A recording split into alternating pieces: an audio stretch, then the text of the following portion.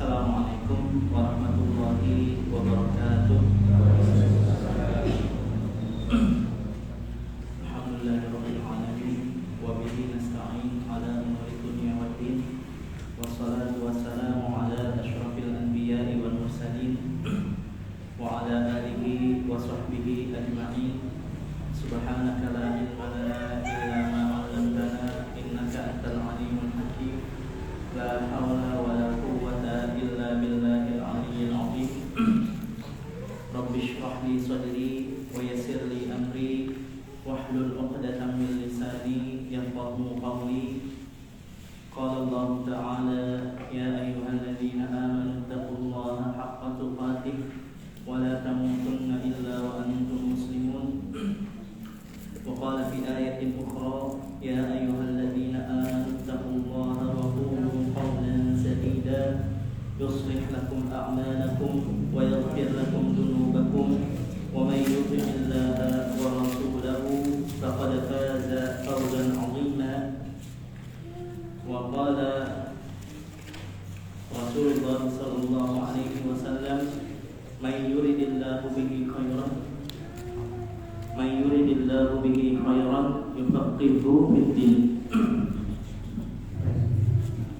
yufaqqihhu fid-din. Wa qala al-imam Ibrahim bin Yazid at-Taymi ma aradtu qawli ala amali illa ra'aytu nafsi mukadziba amma ba'd. Pertama-tama yang saya muliakan kedua orang tua kami, Pak Haji Yusuf dan Ibu Hajar Ummu Fadil, hafizahumullah. Yang saya hormati para sepuh, para asatidz, para guru. Yang saya hormati para hadirin hadirat yang semoga kita semua dimuliakan oleh Allah Subhanahu wa taala. Alhamdulillah, bapak-bapak, ibu-ibu bisa ngumpul di sini, bisa bersilaturahim. Bagaimana kabarnya semuanya? Sehat?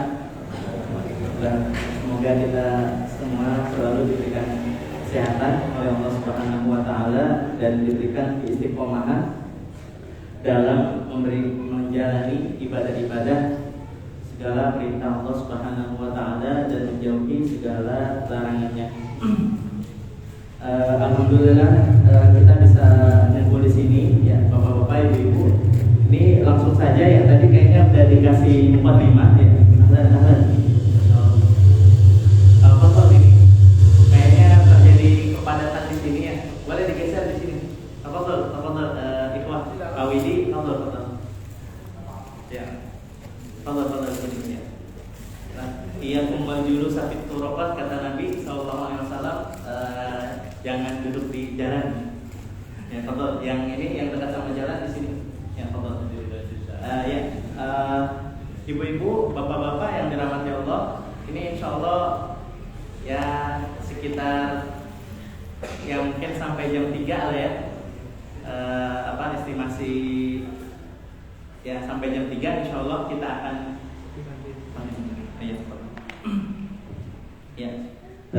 insyaallah sampai jam 3 kita akan duduk di sini ya, mengkaji santai ya tentang buku ini ya. Ini alhamdulillah sebenarnya ini singkat saja ya, sebelum saya pertama-tama sebelum itu saya ucapkan terima kasih ya kepada MIPS ya, kepada semua rekan-rekan yang berkontribusi dalam mensukseskan acara daurah ini, baik dari segi finansial, dari segi pikiran, tenaga, waktu.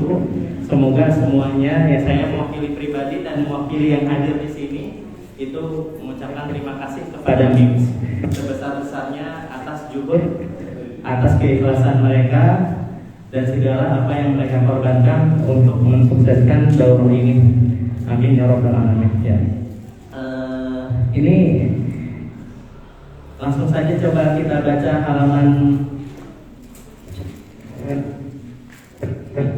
halaman 3 ya. Halaman 3 itu bisa dilihat. Buku ini berisi 74 kutipan ayat Al-Quran ya. Jadi ibu-ibu, bapak-bapak, ini buku sebenarnya ya.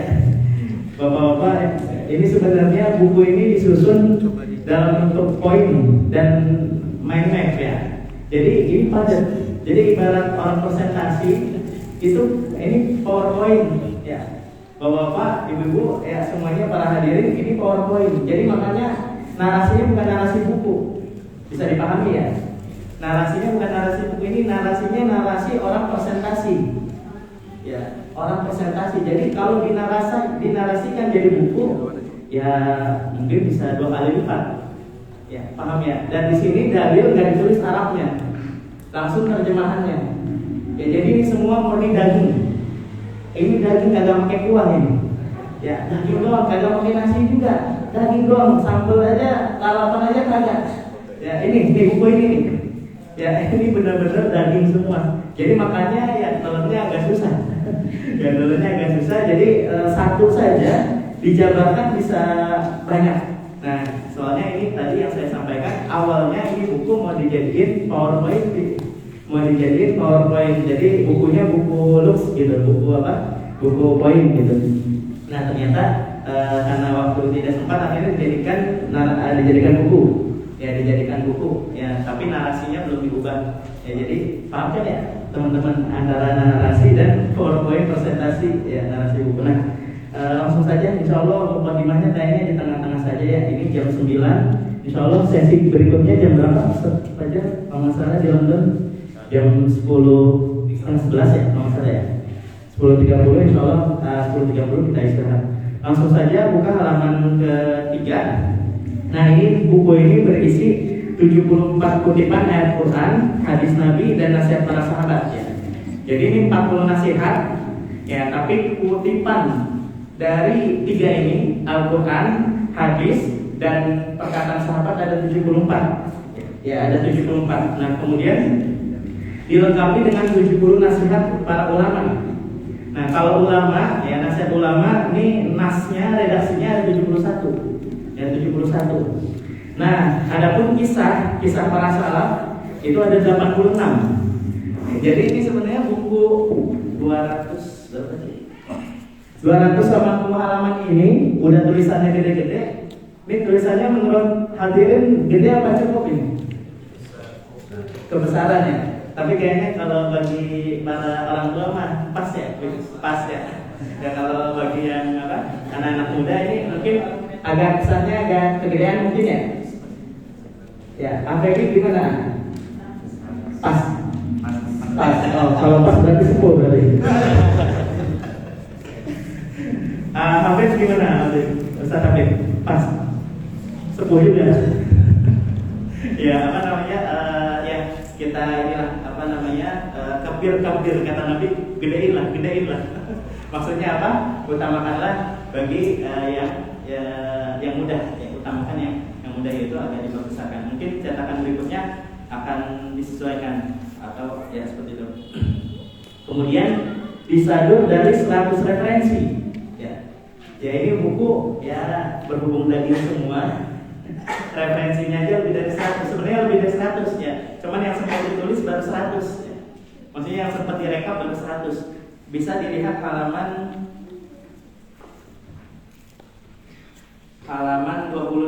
256. Nah ini referensinya, daftar pustakanya ya.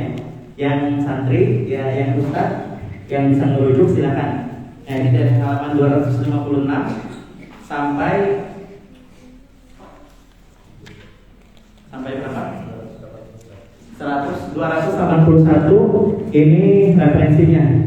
Ya, udah ditulis dengan huruf Latin ya. Nah, ini referensi. Sebenarnya ada beberapa yang ketinggalan yang belum ditulis ya. Seperti itu. Nah, makanya lebih dari 100 ya. Ya, seperti itu. Ya. Saya pernah nulis ya, disuruh sama tim ya, tim Ustadz Budi Azhari ya, disuruh ngumpulin ya, ngerekap ya referensi sirah. Hanya saya rekap ya referensi sirah, yaitu semua pelajaran saya di S2. Nah, jadi nama pelajarannya ini Pak. Nama pelajarannya masuk sirah nabawiyah, yaitu referensi sirah Nabi. Jadi itu jadi satu pelajaran. Nah, akhirnya saya rekap, saya kumpulin. Kata Ustadz Budi Azhari, wah ini mah kebanyakan Ustaz. Ya jauh dari cukup. Ya. Saya jawab, kebetulan di pelajaran saya Ustaz. Pelajaran saya di S2 ya. Ustadz Budi Azhari S1-nya hadis juga namanya. Ya, kita lanjutkan. Kemudian disusun dan dibentuk dalam bentuk poin dan mind map ya. Jadi ini sebenarnya buat presentasi Pak. Sebenarnya ya, ini buat presentasi. Jadi benar-benar bentuknya poin dan mind map ya. Nah, kemudian dilengkapi dengan 304 soal evaluasi. Ya, jadi ibu-ibu semuanya, bapak-bapak, silakan ya diuji, dicoba ya diri sendiri untuk mengisi ya, untuk menjawab soal-soal yang ada di setiap nasihat. Ya, setiap nasihat ada, udah buka ya. Nah, itu setiap nasihat ada evaluasinya. Ya, jadi kesimpulannya ini buku udah kayak buku ajar sekolah. Ya, udah kayak buku ajar kurikulum pesantren. Ya, seperti itu. Nah, kemudian yang terakhir dilengkapi dengan mapping kurikulum ilmu agama untuk pesantren dan perguruan tinggi agama Islam. Nah, ini poin terakhir ini sebenarnya ini bisa jadi kalau ini poin ketujuh ini sebenarnya bisa jadi berkas resmi sebuah lembaga. Ya, ini kurikulum. Cuman ini kurikulum versi saya. Ya, versi saya itu dari dulu. Alhamdulillah, walaupun saya kuliah hadis, ya di sana di Madinah kuliah hadis, ya. Tapi saya alhamdulillah pelajaran semua ilmu, ya. Fakultas Quran saya pelajari. Ini teman-teman dari STIQ kurikulumnya saya bikin ya. Teman-teman besar-besar dari STIQ ini, para hafid, para ustadz ini 30 juz. Nah, ini saya ngebantu bikin kurikulum. Nah, kemudian kuliah-kuliah yang lain, fakultas yang lain juga alhamdulillah saya sempat belajar. Nah, bahkan ya ustadz-ustadz dari fakultas yang lain, ya fakultas lugo, fakultas apa, kadang-kadang nanya ke saya. Alhamdulillah. Dan berkas-berkas ya, file-file Universitas Islam Madinah ya, kurikulum ya, itu saya minta semua langsung ke kantornya Ustaz. Ke kantornya saya minta, ya Pak, Syekh, saya minta ini file ya, file kurikulum ya, tausif apa sih bahasa Indonesia? Bahasa Indonesia apa sih? Tausif. Aduh, ini ya. Maaf Pak, ini saya bukan orang Indonesia. Di sini tulis saya 12 tahun di Madinah. Ya, silabus lah, pokoknya semacam silabus itu saya minta dari setiap fakultas. Jadi biar saya ingin bikin kurikulum lengkap ya, kurikulum lengkap agama ya, mulai dari pesantren sampai perguruan tinggi. Nah, ini semua ada di bab 5. Ya, ini semua ada di bab 5 ya. Bab 5 halaman berapa?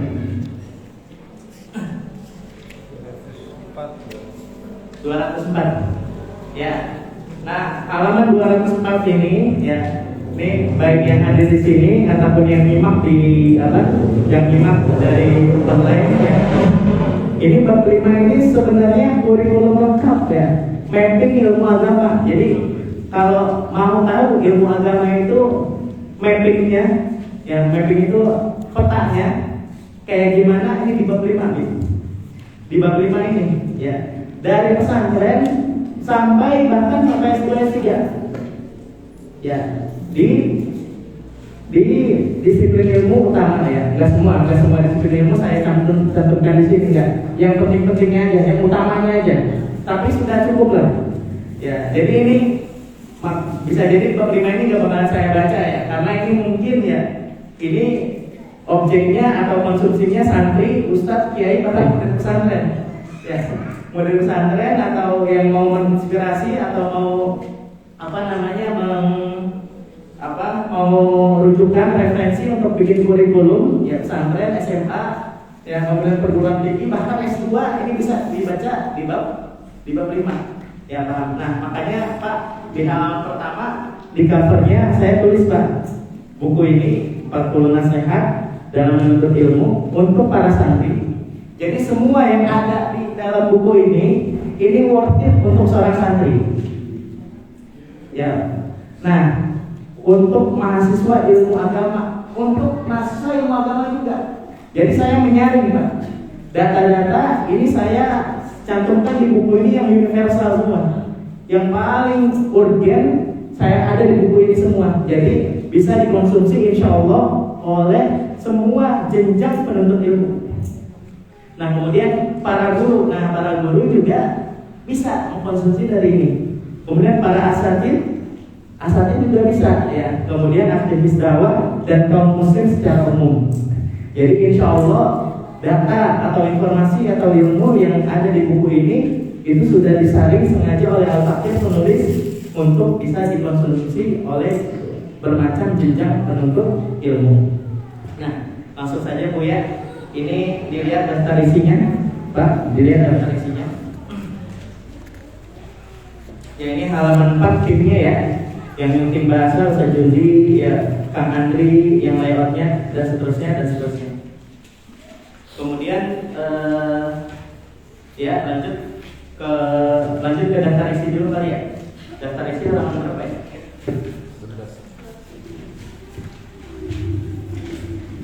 Oh, daftar isi halaman 11 ya. Daftar isi halaman 11. Nah, itu dilihat Pak, ini ada 5 bab. Ada 5 bab ya. Ada 5 bab.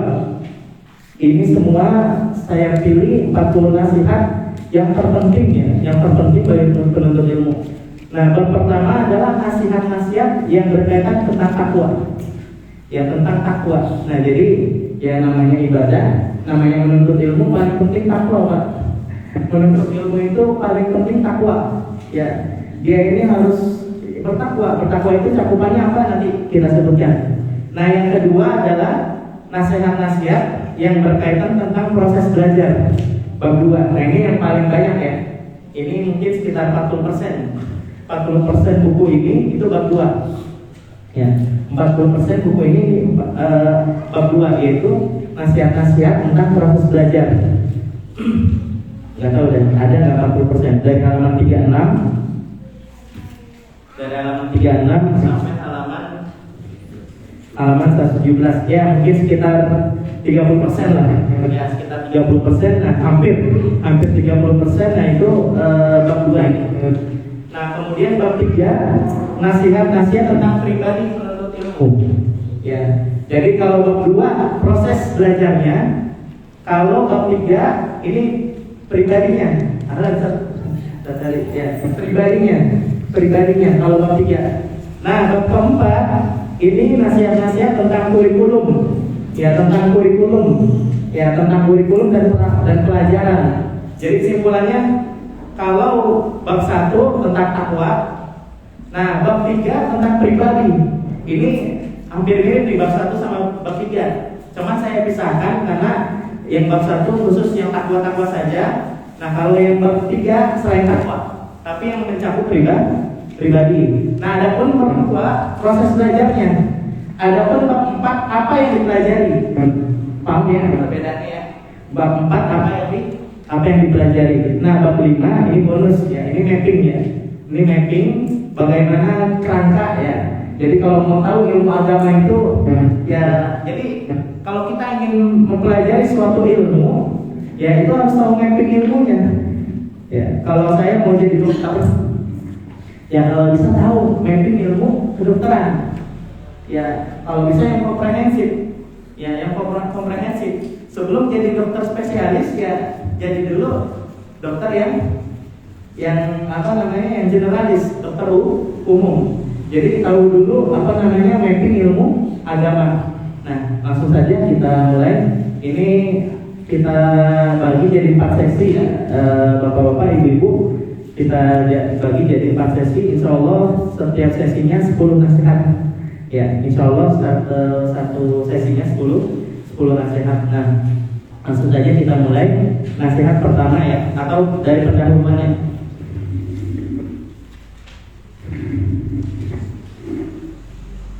Nah, dari pendahuluan dari halaman 8 ya. Dari halaman 8 ya.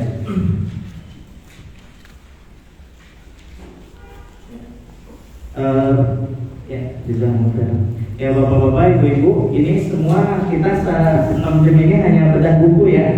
Jadi hanya yang penting-pentingnya saja. Nanti dibaca lagi ulang di rumah. Ya ini 280 halaman ya. Kalau dibaca fokus berapa jam kira-kira? Kalau sendiri gitu. Ya mungkin ya bisa kali ya 10 jam. Gak nyampe 10 jam. Syekh Ali Tontowi itu istiqomah ya baca, nanti diceritakan di sini sehari 100 ya. Sehari 100 tapi hanya beberapa jam saja. Ya, alhamdulillah nanti dicoba dibaca ya. Nah, pertama halaman 8. Bapak-bapak, ibu-ibu, halaman 8. Ya. Ini apa alasannya pentingnya menuntut ilmu? Ya, apa alasannya kenapa penuntut ilmu wajib mengetahui nasihat-nasihat ini ya. Jadi penting gak sih buku ini ya? Penting gak sih isi buku ini bagi penuntut ilmu? Nah jawabannya penting. Alasannya kenapa? Karena menuntut ilmu kewajiban seluruh kaum muslimin. Ya ini seluruh kaum muslimin. Nah kedua, karena kewajiban seumur hidup. Ya pertama udah seluruh kaum muslimin, habis itu seumur hidup lagi. Nah kemudian yang ketiga, salah satu ibadah yang paling banyak keutamaannya. Ya, jadi ini 4 alasan Pak, Bu, kenapa menuntut ilmu itu wajib ada panduannya. Jadi panduan penting sekali dalam menuntut ilmu. 1, karena kewajiban seluruh muslim. 2, karena kewajiban seumur hidup. Nah, 3, karena ibadah yang paling banyak keutamaannya. Nah, yang 4 yang paling penting Pak, yang jarang dari yang lain, yaitu menuntut ilmu adalah ibadah yang kalau dikerjakan benar bisa mengantarkan ke surga. Tapi kalau salah ya bisa mengantarkan ya penuntutnya malah ke neraka. Jadi kata ulama, menuntut ilmu itu unik Pak. Ini penting nih. Ini penting. Menuntut ilmu agama itu unik ya. Kalau salah adabnya ya itu malah bisa menjadi hujah ilmu itu bagi kita dan memasukkan kita ke neraka. Ya. Ini bahaya. Ya, tapi wajib ya. Menuntut ilmu itu wajib. Nah, kalau dikerjakan dengan benar, langsung ya masuk surga. Bahkan surga tertinggi ya bersama para nabi.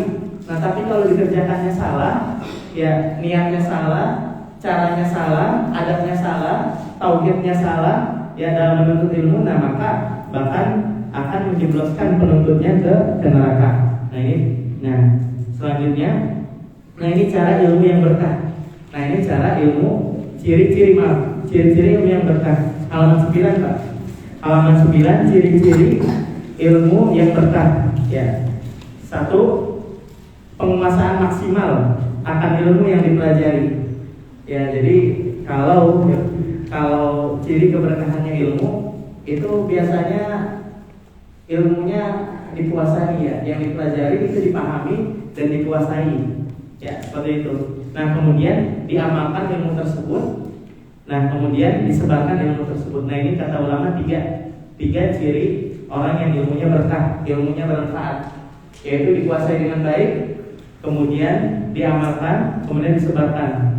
Nah, selanjutnya ini referensi, bawahnya 4 ya, referensi buku-buku pengambilan nasihat ini. Ya, nasihat-nasihat ini nih itu referensinya 4. Ya, Quran, hadis, nasihat para ulama salaf, dan buku-buku ya referensi yang ditulis khusus tentang menuntut ilmu. Ya, mungkin kita lanjut halaman nasihat pertama, Pak. Halaman berapa nasihat pertama? Halaman 16. Ya, halaman 16 langsung saja. Ya, Pak. Pertama ya, nasihat pertama dalam menuntut ilmu itu ikhlas. Ya, nasihat utama dalam menuntut ilmu itu ikhlas. Ya. Nah, pertama orang yang menuntut ini, jadi metodologi penulisannya Pak. Ya, ini buku ini metode penulisannya begini. Pertama dibagi jadi 5 bab. Ya. Nah, setiap bab ada nasihatnya. Ya. Nah, di bawah nasihat biasanya yang paling atas saya kasih quotes. Ya, kayak saya kasih nasihat. Ya, nasihat dari Quran, hadis atau ulama. Ya, quotesnya. Ya, setelah judul quotes. Ya, apa kutipan. Ya, metodologinya seperti itu. Di bawah judul itu kutipan. Nah, baru di bawah kutipan baru pembahasannya. Ya. Nah, setiap paragraf biasanya beda pembahasan. Ini makanya karena daging sih ya. Jadi setiap paragraf beda bab. Misalnya beda bab. Nah, makanya Pak, ya ini mah ya mungkin kalau baca novel ya sehari berapa ya? Sehari mungkin bisa 100 halaman lah kalau baca novel. Tapi kalau baca ini kayaknya nggak bisa deh Pak. Kudu di pelan-pelannya. Bacanya soalnya ini daging semua, Bis. Ini daging semua. Nah, ya kita baca ya quote-nya ya. Ini bunyinya gimana? Ini hadis Nabi. Yang hadisnya sahih. Orang yang menuntut ilmu dengan niat untuk meraih keuntungan dunia, ia tidak akan mencium wangi surga di akhirat. Ya. Ya, ini nasihat. Kayaknya lebih bagus nggak pakai ini kali ya? Nggak usah pakai ini. Kedengaran nggak yang belakang? Kedengaran ya udah. Ya seperti itu. Nah, ya ibu-ibu, bapak-bapak, ini setelah judul nasihat pertama, ini ada hadis ya, hadisnya sahih. Nah ini semua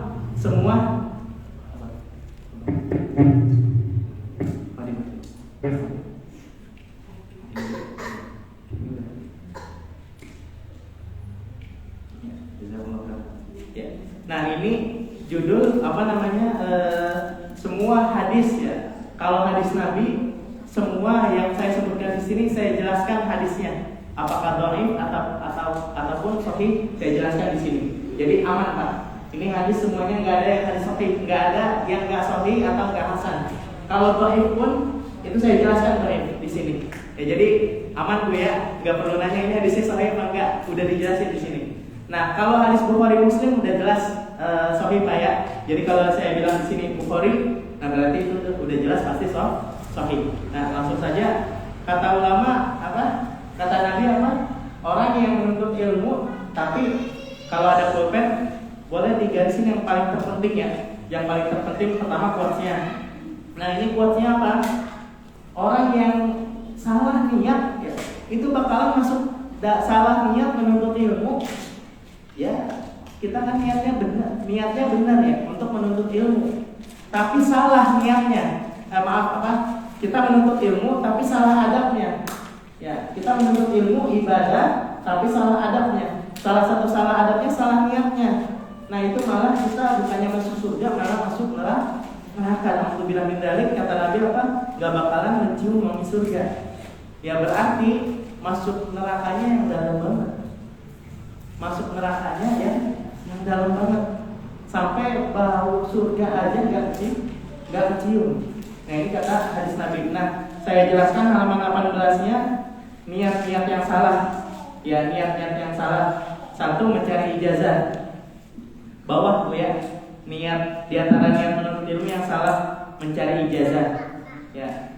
Ini yang kuliah, ini yang STG ya. Ngapalin Al-Quran 30 juz buat apa? Ya. Mungkin di dalam hatinya ada terbetik ya supaya nama saya nanti ada Al-Hafidnya. Ya seperti itu. Ustaz ini rekan saya Ustaz Hafid ya dari Bekasi ya, sama satu kuliah ya, kuliah hadis juga nih Hafid ya, sering main ke kamar saya. Nah Hafid ini Ustaz Hafid niat kuliah di Madinah buat apa ya, apakah buat haji Apakah buat umroh? Ya. Apakah buat dapat mukafah sebulanan gitu. Nah itu niat yang salah ya.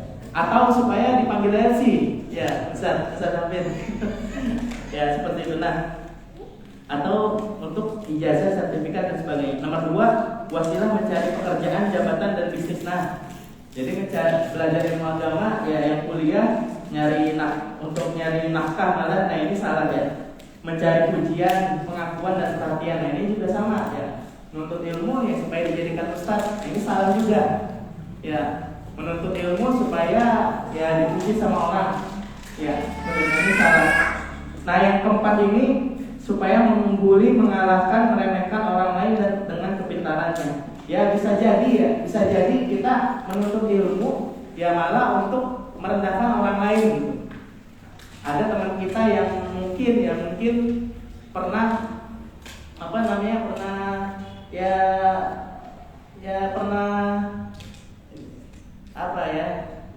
ada masalah lah dengan kita misalnya ya. Nah kemudian dia sengaja menuntut ilmu. Jadi dulu ada cerita Imam Malik aja, misalnya Imam Malik terkenal ya. Imam Malik yang terkenal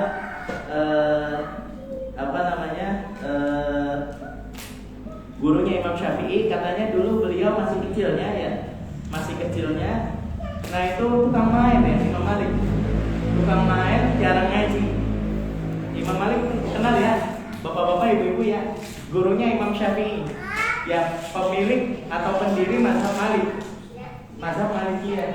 Kenal ya. Nah itu dulu lagi kecilnya sering main-main ya, kagak ngaji. Ya lagi masih kecilnya. Ya diomelin terus sama orang tuanya. Nah kemudian abangnya ustaz ya. Abangnya Imam Malik ini ustaz.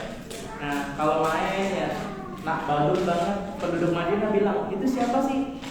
Itu adanya Umar ya. Itu badut banget ya. Nggak kayak abangnya yang udah ustaz gitu. Nah akhirnya suatu ketika ibunya bilang ke Imam Malik. Jadi tadi saya bilang Imam Malik nggak dikenal di kampungnya, nggak dikenal. Kalau dipanggil pasti bilang adanya Umar. Ya adanya Umar. Langsung suatu ketika diomelin sama ibunya karena badung banget. Kamu ini badung banget. Coba kamu belajar yang rajin ya, biar terkenal biar jadi ustaz seperti abang kamu. Nah akhirnya akhirnya dari situ ya, karena disamain sama-sama cowok, karena disamain sama abangnya, dibandingin sama abangnya ya. Namanya anak kan nggak mau dibanding-bandingin ya. Jangankan anak, orang tua aja nggak mau dibandingkan ya. Istri nggak mau dibanding-bandingkan, suami nggak mau dibanding-bandingkan. Nah ini anak dibanding-bandingkan nggak mau. Akhirnya ya Imam Malik ini merasa marah. Ya udah, mulai saat ini saya mau belajar yang rajin ya. Bulatkan hati, akhirnya mulazamah ketika itu sama Imam Rabi'atul Ra'i ya. Imam Rabi'atul Ra'i ahli fikihnya Madinah ya. Muridnya para sahabat ketika itu. Akhirnya mulazamah ke situ sampai alim, sampai hafal Quran terus. Akhirnya baru beberapa tahun lebih viral, lebih terkenal daripada abangnya. Akhirnya kalau abangnya si Umar dibilang, itu siapa si Umar? Itu abangnya Malik. Ya, jadi kebalikan ya. Yang awalnya yu'arafu bihi, nah kemudian jadi urifa bi ghairihi. Jadinya yu'arafu bi ghairihi. Paham ya? Nah ini sebenarnya ini ada kaidah ya. Ini ada kaidah, boleh di-note di sini, boleh di-note. Kata ulama kebanyakan orang kalau salah niat menuntut ilmu, biasanya Allah bimbing. Itu nanti ke depannya kalau dia rajin, ke depannya niatnya jadi ikhlas. Ya kata ulama faqatarwa an kibarin jillah aba alaina billah. Ya jadi barang siapa yang awalnya niatnya untuk untuk menuntut ilmu, niatnya salah, itu biasanya kalau dia rajin dan tekadnya bulat, itu niatnya diberesin sama Allah. Ya contohnya banyak Pak. Dan itu udah nas dan salah. Aba alaina billah. Ya jadi kalau barang siapa yang rajin, insya Allah niatnya yang salah jadi dibersihkan. Yang penting rajin aja. Yang penting proses ya. Apapun niatnya, semakin proses semakin bersih ya menuntut ilmunya. Ya, seperti itu. Nah, itu contoh kisah ya Imam Malik. Ya, seperti itu. Nah, lanjut. Nah, niat yang benar, Pak, itu yang atasnya. Halaman 18. Ya, niat yang benar halaman 18. Menggapai ridho Allah. 1. Memudahkan jalan ke surga. 3. Mengharap pahala dan keutamaan ilmu, mensyukuri nikmat dan seterusnya. Pak, ini 1 dari 8 ayat ini aja udah dinamakan ikhlas. Jadi kalau ada pertanyaan bagaimana ikhlas dalam menuntut ilmu, nah ini judulnya Pak. Ya, judulnya ini. Bagaimana ikhlas dalam menuntut ilmu? 1 dari 8 ini sudah dianggap ikhlas. Paling atas paling utama. Ya, paling atas paling utama. Nah, paling bawah dan seterusnya. Ya, seperti itu. Paham Pak ya? Nah, ini 1 aja itu udah dianggap ikhlas. Apalagi kalau 8-8-nya. Ini 1 aja udah dianggap ikhlas. Jadi kalau ada pertanyaan bagaimana ikhlas dalam menuntut ilmu, ya bukan hanya nomor 1 aja enggak. Bukan hanya nomor 1 aja enggak, atau nomor 2 aja enggak. Nomor 8 aja kita menuntut ilmu niat menghilangkan kebodohan dari diri sendiri. Itu kata ulama udah dianggap ikhlas. Ya, seperti itu, paham ya? Lanjut nasihat kedua, memenuhi syarat menuntut ilmu. Nah, ini dia. Memenuhi syarat menuntut ilmu. Nomor 1 bertakwa. Nah, ini bertakwa ini saya jadikan bab sendiri ya. Saya jadikan bab sendiri. Kemudian cinta dan rakus akan ilmu. Jadi cinta dan rakus akan ilmu. Nah, ini akan dijelaskan di bab cinta dan rakus. Bab ilmu ini akan dijelaskan di bab 3. Nasihat ke-25 boleh ditulis saja. Nasihat ke-25. Ya, kalau syarat ke-1 takwa ya. Takwa ini udah udah jadi 1 bab sendiri. Nah, nomor 2 dijadikan nasihat sendiri. Nasihat nomor 25. Ya. Nah, kemudian sabar dan tekun. Sabar dan tekun ini bisa dibahas di nasihat ke-23. Sabar dan tekun ini masuk ke nasihat 23 dan 24. Ya. Sabar dan tekun. Ya. Belajar dari guru. Belajar dari guru ini dibahas di nasihat ke-10. Ya. Belajar dari guru itu dibahas di nasihat ke-10. Memiliki buku yang dipelajari ini dibahas di nasihat yang ke berapa? Ke-13. Iya, ke-13. Memiliki buku yang dipelajari. 6. Sahabat seperjuangan yang soleh. Ini dibahas di 18 ya. 18. Ya. Ini. Nah, kemudian waktu yang lama. Ini dibahas di 20, waktu yang panjang. Nah, kemudian biaya hidup dan pendidikan. Nomor 8 ini dibahas di nasihat ke-21. Siap berkorban biaya. Ya, menuntut ilmu nggak gratis, Pak. Ya, seperti itu. Kalau kita menuntut ilmu gratis ya, biasanya ilmunya ya cepet hilang gitu, Bro. Ya, kita kurang menghargai ilmu. Nanti kita bahas bagaimana ulama membayar ya mengeluarkan uang dalam menuntut ilmu. Ya, ini bab 1 masih membosankan sih. Ya, kayak ada jamaah pengajian ya yang pernah curhat ke saya habis ikut kajian saya. Ustaz, saya nggak tahu kenapa ya kalau ikut pengajian di musola di kampung tuh bosen. Isinya takwa aja terus ya. Isinya takwa aja. Ya, jauhilah larangan Allah ya, ini perintah Allah seperti itu. Nah, kalau saya ikut kajian Ustaz, Masya Allah banyak ceritanya. Jamaah bilang gitu ke saya, Masya Allah, ternyata memang pembahasan takwa itu di kuping udah kayak membosankan. Nah, jadi intinya bab 1 ini sudah sering dibaca, tapi paling penting, ya, ibu-ibu, ya seperti itu. Nah, lanjut. Tadi nasihat berikutnya apa? Nasihat ke-9 ya. Biaya hidup budaya. Nah, 9 kecerdasan. Nah, ini syarat sempurna, Pak. Jadi bukan berarti yang nggak cerdas kecerdasan kita, IQ kita beda-beda, Pak. Ya, kecerdasan kita, IQ kita beda-beda. Ya, semakin besar IQ-nya, Ya semakin tinggi IQ-nya, semakin cerdas dia, nah semakin bisa dia menuntut ilmu. Ini syarat kecerdasan, ini syarat dari Imam Syafi'i ya. Syarat dari Imam Syafi'i, kecerdasan ini syarat dari Imam Syafi'i. Tapi kata ulama ini syarat sempurna. Ya, syarat sempurna, bukan syarat wajib. Ya, kalau syarat yang wajib kasihan orang Indonesia, Pak.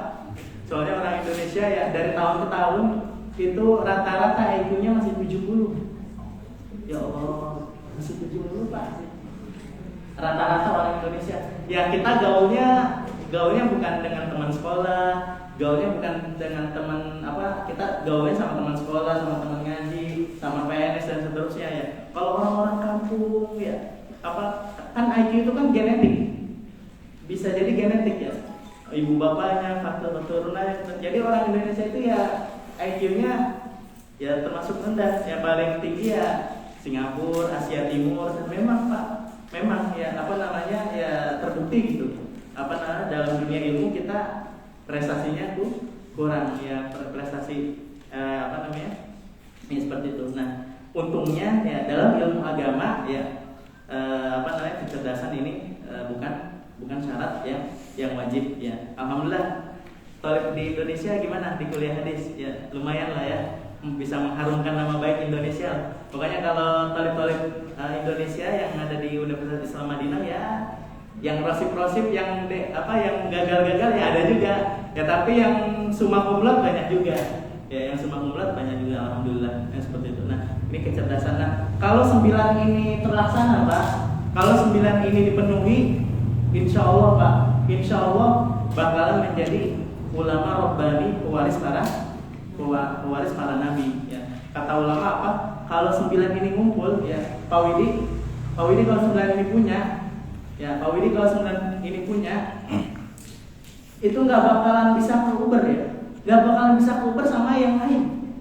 Tinggal waktu saja, ini waktu sudah diinin ya, sudah dijelasin, udah bakalan jadi ulama, nggak bakalan bisa dikejar ya sama orang lain. Nah ini ulama seperti ini ngumpul semua Pak, 9-9 ini ngumpul semua ya, seperti itu. Lanjut bab ketiga. Nah dari nasihat ketiga Pak, dari nasihat ketiga sampai nasihat ke-6. Nah sampai nasihat ke-7. Dari nasihat ketiga halaman 22 sampai nasihat ke-7 ini semuanya membahas tentang takwa. Nah, jadi ini paket komplit Pak. Jadi kalau mau ngebahas ceramah tentang takwa, ini dari nasihat ketiga sampai ke-7. Mau ceramah, mau memahami konsep takwa, nah ini ada di bab 3 sampai bab 7. Saya jelaskan quotes-nya gimana. Syarat utama dan pertama untuk mendapatkan ilmu adalah bertakwa. Ini kata Allah dalam surat Al-Baqarah, wattaqullah wa yu'allimukumullah, yaitu surat Al-Baqarah juz 3.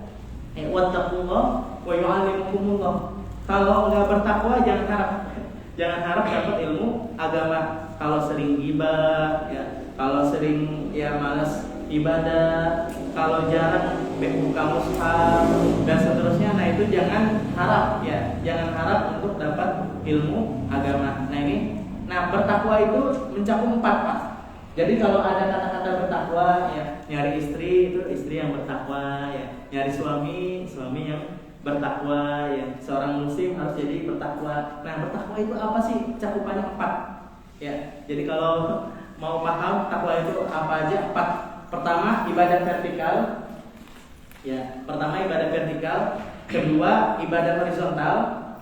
Nah kemudian yang ketiga melakukan aktivitas mubah harian dengan adab Islam ya, makan dengan adab Islam, tidur dengan adab Islam ya, seperti itu. Kemudian menjaga kesucian hati. Nah jadi nomor 4 ini adab hati ya, nanti dibahas ya. Lanjut halaman 22.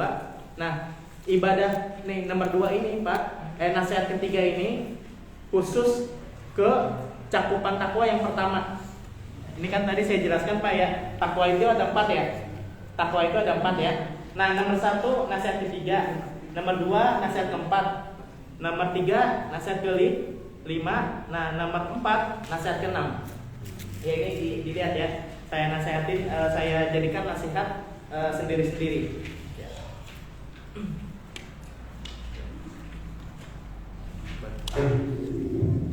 Ya, nah alhamdulillah. Nah kemudian nomor 22 paling bawah Pak. Nah ini ada beberapa contoh ya, ada beberapa contoh ibadah-ibadah vertikal. Jadi nasihat ketiga ini Pak, menjaga ibadah vertikal ya. Nah pertama jamaah sholat 5 waktu. Nah kemudian tahajud ya. Kemudian tahajud, witir, duha, rawatib, membaca Quran, puasa Senin Kamis dan sedekah. Nah ini penuntut ilmu ya, penuntut ilmu harus istiqomah ya dalam ibadah-ibadah vertikal ini ya. Penuntut ilmu harus tahajud ya, harus berjamaah sholat 5 waktu ya, dan seterusnya. Nah sekarang nasihat keempat Pak. Nasihat keempat ini target ya, setiap sesi 10 ya, 10 nasihat. Nasihat keempat, berakhlak mulia sesama manusia. Nah ini quotes-nya Pak, penting nih quotes-nya. Hadis Nabi. Kata Nabi apa?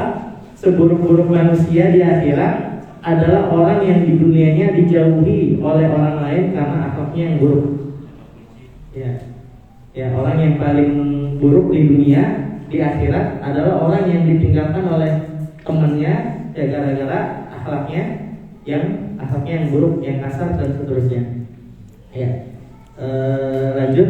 Nah, sekarang siapa saja yang berhak kita berakhlak baik ya, kepada mereka. Nah, pertama ibu. Ya, ibu nomor 1. Ya, ibu nomor 1, kedua ayah. Nah, ketiga istri. Ya, keempat anak. Kemudian kelima keluarga besar, ya. Kemudian keenam manusia secara umum. Nah, ini untuk urutan ini ngurut Pak. Ini ngurut Pak. Jadi orang yang paling, misalnya saya punya uang nih. Saya punya uang. Saya mau traktir orang nih. Ya, orang yang paling berhak untuk ditraktir adalah ya ibu. Ibu. Nah, nomor 2 adalah bapak. Nah, nomor 3 istri. Nah, kemudian anak, istri, penghormatan ya. Penghormatan kebaikan, nah itu paling utama ibu, bapak, baru istri. Nah, kecuali kalau istri, bagi seorang istri, nah nomor pertamanya adalah suami. Ya, suami. Makanya kata Rasulullah SAW, ya, lawamar turajulan ayas judari hadid, lawamar tumuratan atas juga di zaujiha. Ya, kalau andaikan boleh saya menyuruh orang untuk sujud, ya maka kalau benar ada syariatnya sujud untuk selain Allah, maka akan saya syariatkan seorang istri untuk sujud kepada suaminya. Nah ini namanya takrir, namanya sunnah hamiyah, ya sunnah hamiyah, tapi tidak muhtabar ya, seperti itu. Nah kita lanjutkan. Ya, akhlak sesama manusia. Nah, akhlak sesama manusia ini terbagi 3 ya, ada yang dengan hati, ada yang dengan perkataan, ada yang dengan perbuatan. Kita lanjut ke nasihat kelima. Nasihat kelima, melakukan aktivitas mubah harian dengan adab Islam. Nah, ini salah satu dari takwa Pak dan Bu. Ya, jadi salah satu bentuk takwa adalah mengerjakan aktivitas harian sesuai sunnah. Ya, mengerjakan aktivitas harian sesuai sunnah. Nah, pertama adalah kata Rasulullah Pak, sesungguhnya Rasulullah SAW telah mengajarkan kita tuntunan dalam segala perkara, bahkan tentang buang hajat. Nah ini dalil bahwasanya dan ini Pak, perkataan ini itu sudah dinukil oleh para orientalis Pak, oleh para orientalis ya. Para orientalis itu salah satu, banyak orientalis yang memuji Islam tuh ya karena Rasulullah SAW telah mengajarkan kita seluruh perkara, bahkan masalah buang hajat ya, seperti itu. Makanya banyak orientalis yang tertarik mempelajari Islam gara-gara hadis ini. Ya, ini hadis Salman ya, dari sahabat Salman ini. Nah, kemudian definisi adab Islam itu apa? Nah, ini disebutkan ya, selanjutnya ini bab 26. Coba buka halaman 26. Ya, kita lanjut. Nah, ini contoh halaman 27 ya. Halaman 27 ini contoh pekerjaan harian yang harus dikerjakan sesuai adab Islam. Bangun tidur, buang hajat, mandi, berpakaian, makan dan minum, ya berjalan, duduk, berkendaraan, berbicara, tidur. Nah, ini semua Pak penuntut ilmu harus mengerjakan sunnah di adab-adab harian ini. Ya, lanjut. Nah, sekarang nasihat ke-6. Nasihat ke-6, menjaga kesucian hati. Ya, menjaga kesucian hati. Nah, kesucian hati ini Pak, jadi adab itu terbagi jadi dua. Adab zahir. Ya. Jadi kesimpulannya gini Pak, kesimpulannya gini. Bapak sering dengar akhlak kan ya? Apa itu akhlak? Nah, apa itu akhlak? Akhlak. Jadi kesimpulannya gini. Ada 4 istilah Pak ya. Ada 4 istilah. Nah, ini jangan ditukar Pak ya. 1 ibadah, kedua akhlak, ketiga adab, ya keempat ya bisa dibilang tazkiyatun nufus atau raqaiq lah. Nah, ini takwa ini ada 4 ini. Kalau ibadah berarti apa Pak? Istilah umumnya berarti yang vertikal. Kalau ibadah berarti yang vertikal. Nah, kalau kedua akhlak. Kalau disebut akhlak Pak, itu maksudnya apa? Sesama manusia. Nah, kalau disebut adab, nah jadi kalau ada pertanyaan apa bedanya akhlak sama adab? Nah, kalau adab pemakaian secara umumnya, nah adab itu apa? Yang adab pekerjaan harian, adab tidur, adab bangun, ya adab makan, adab minum itu adab. Ya, jadi bukan akhlak minum, ya, bukan akhlak makan, ya, bukan akhlak tidur, tapi adab. Ya, seperti itu. Nah, kalau adab kepada orang tua itu benar juga, tapi lebih tepatnya akhlak kepada manusia. Nah, ini penamaan atau istilah agamanya ya. Ini biar tahu istilah agama. Nah, baru setelah itu namanya raqaiq. Yang keempat namanya raqaiq. Raqaiq itu adab atau akhlak tapi di dalam hati. Ya, ini namanya adab hati. Ya, nah ini namanya ada banyak Pak. Raqaiq ini namanya ada banyak Bu. Ada 8 ya. Ya, akhlak batin, tazkiyatun nufus. Halaman 29 Bu. Halaman 29. Akhlak batin, tazkiyatun nufus, raqaiq, manajemen qalbu, tasawuf, ya. Manazil, madarij, maqamat, ini semua adalah nama dari akhlak hati. Ya, jadi pernah dengar tasawuf? Nah, itu maksudnya tazkiyatun nufus, akhlak hati, ya akhlak hati dan seterusnya. Nah, ini halaman 29 ya, keutamaan akhlak hati. Nah, contoh akhlak hati Pak, nomor 30 coba dilihat halaman 30, ikhlas, taubat, sabar, syukur. Nah, ini penuntut ilmu harus ahlan Ustaz Jundi datang. Nah, ini Ustaz Jundi yang nyunting bahasanya ya. Nah, ini kalau ada salah bahasa nih salahin Ustaz Jundi. Ustaz Jundi ya. Ustaz Jundi ahlan. Foto Ustaz. Di sini Ustaz, di depan Ustaz. Masyaallah ya, barakallahu. Ustaz Jundi baru lahiran anaknya udah kita juga Ustaz ya. Udah akikah. Ya, kita doakan beliau barakallahu lak fil maubillah ya wa syakata wa balagha syudah wa rizqa birruh. Nah, jadi ini semua ada Pak. Jadi ini namanya raqaiq. Apa itu raqaiq Pak? Adab hati. Nah, itu pembahasannya apa? Sabar, cinta, tafakur, tadabbur, zuhud. Nah, ini semuanya adab hati. Langsung saja halaman ke 32, nasihat ke-7 Pak. Nah, nasihat ke-7 ini Pak namanya zikir dan doa. Nah, ini semuanya mencakup ketakwaan juga. Nah, apa namanya ini penutup dari takwa. Nah, takwa ini nggak sempurna Pak kalau kita nggak ahli zikir, kalau kita nggak ahli doa. Nah, makanya kata Nabi ya, satu bab ibadah yang harus diistiqomahkan dan bersifat jami', yaitu mengumpulkan banyak kebaikan yang lain adalah ini hadis Nabi ya, hadis Nabi ya. Kalau nggak salah di Arba'in Nawawiyah hadis ke-37 kalau nggak salah ada hadis ke-31 kalau nggak salah ya. Faba guna tamasaku bi ya la yazalu lisanuka rabban min dzikrillah.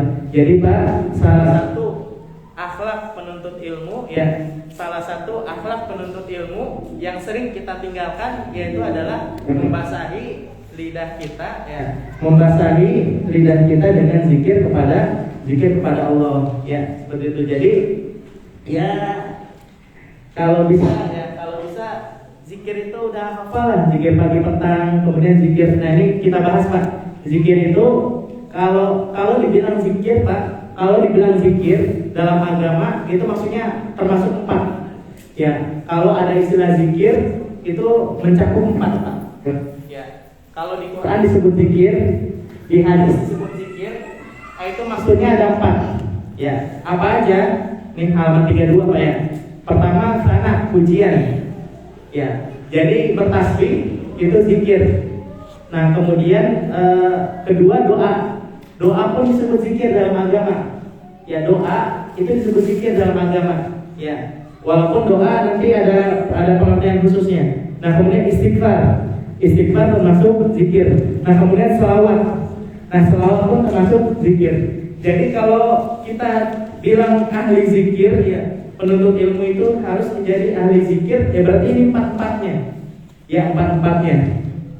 Nah, kemudian zikir itu terbagi jadi 3 Pak. Secara makomnya, secara derajatnya. Ya, 1 dengan hati dan lisan. Ini paling utama.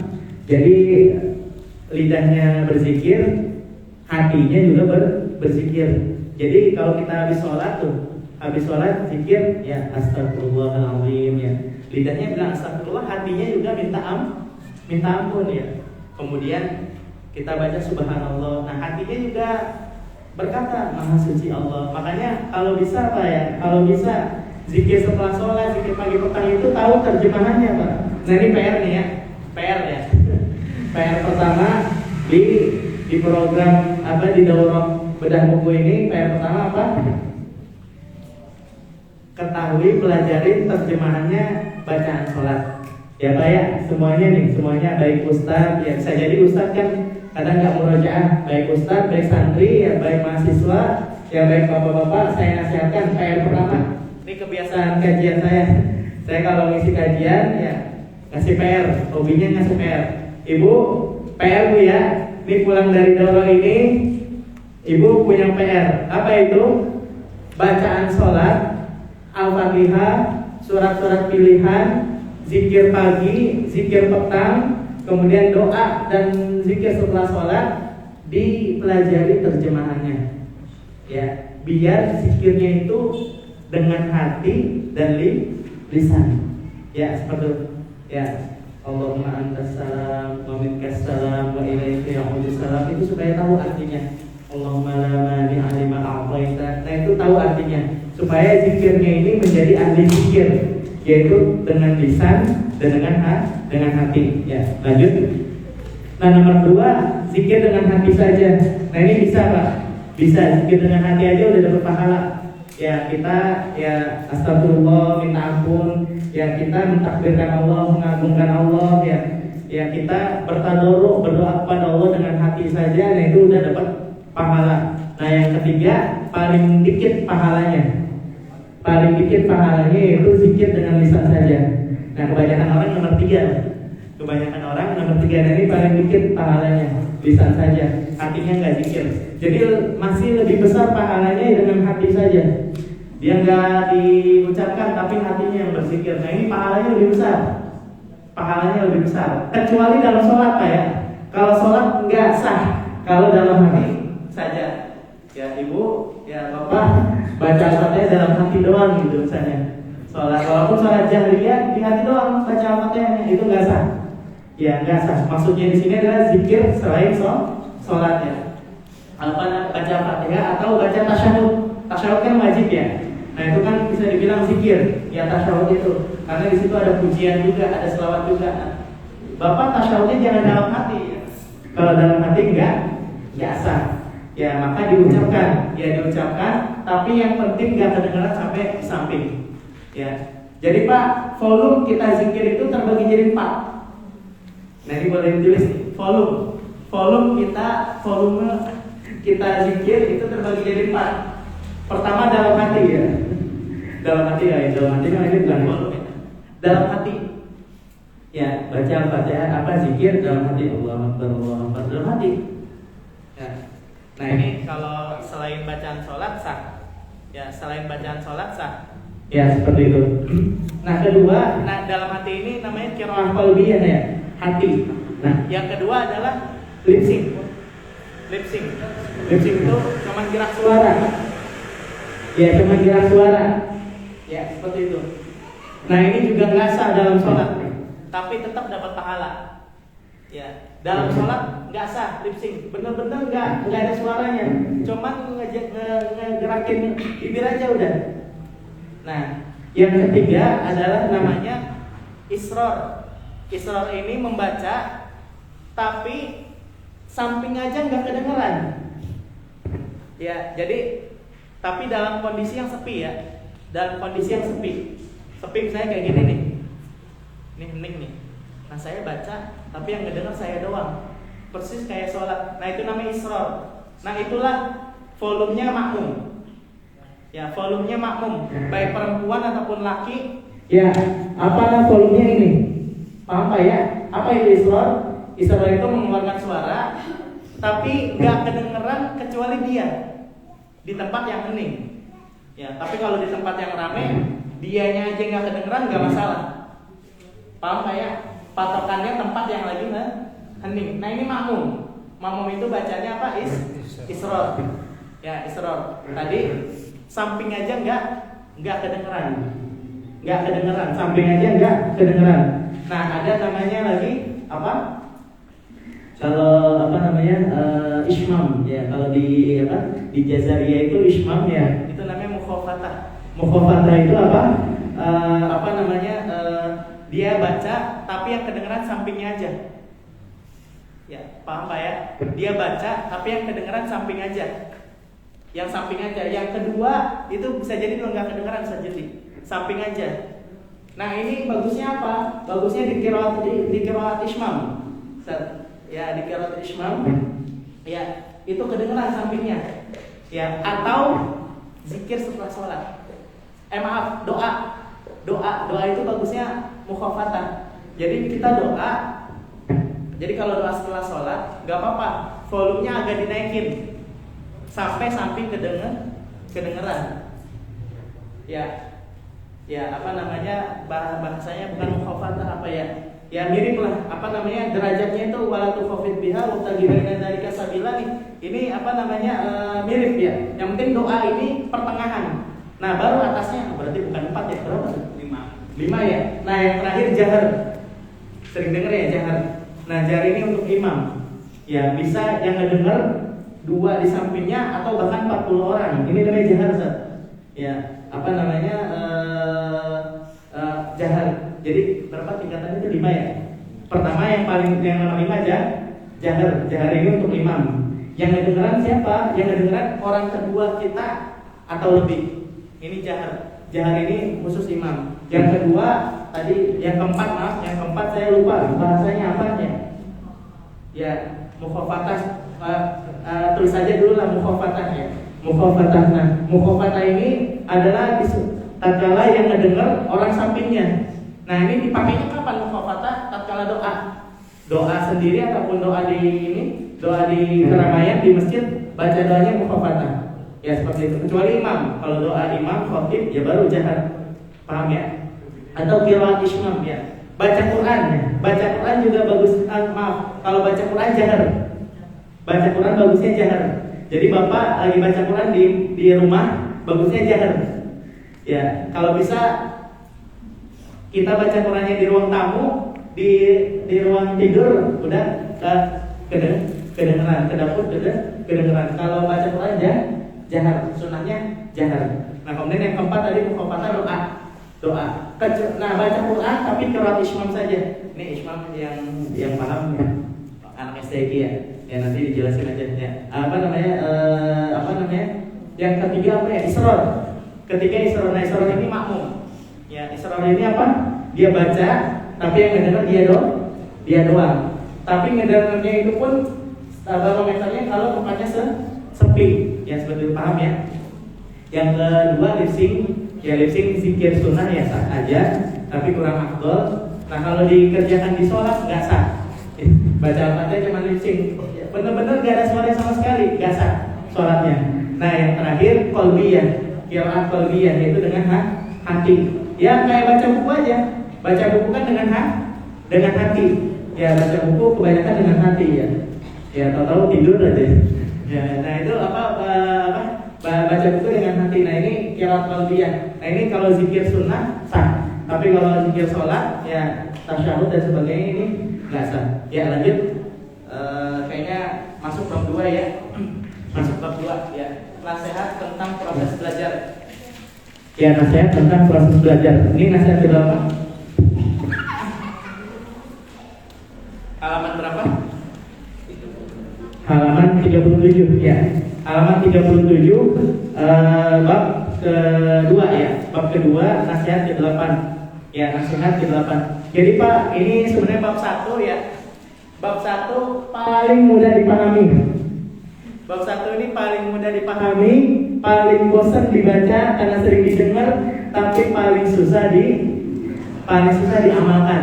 Jadi sebenarnya Pak, ini buku ini ya. Buku ini kalau hanya adanya bab 1 itu udah cukup sebenarnya Pak. Bab 1 penuntut ilmu agama ini sebenarnya kalau hanya ada bab 1 itu sudah cukup. Insya Allah. Karena dengan bab 1 ini ketakwaan udah bakalan dibuka dah Pak. Ini bab keempat, bab kedua, bab ketiga, bab keempatnya udah auto dibuka Pak. Udah auto diajarin sama Allah adab-adabnya.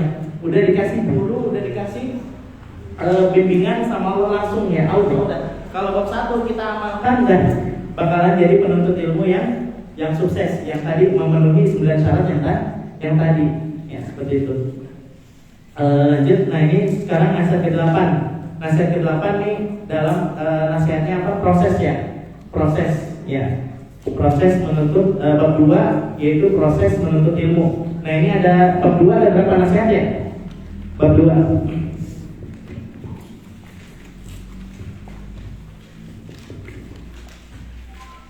Bab 2 dari 8 sampai 21 ya. Berapa 8 sampai 21? 14 ya berarti ya? 14. Nah, ada 14 nasihat. Bab 2 ini 14 nasihat dari 40. Ya, berarti seperempat lebih lah, hampir sepertiga lah. Ya, seperti itu.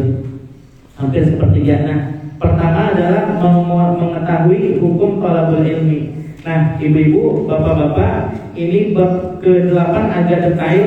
Ya, boleh dibaca sendiri, tapi kesimpulannya adalah satu, ilmu itu terbagi menjadi 2. Ada yang fardu ain, ada yang fardu kifayah. Ada yang fardu ain, ada yang fardu kifayah. Nah, fardu ain itu adalah ilmu yang sedang kita rasakan, ilmu dari pekerjaan yang sedang kita lakukan. Jadi apa yang sedang kita lakukan sekarang?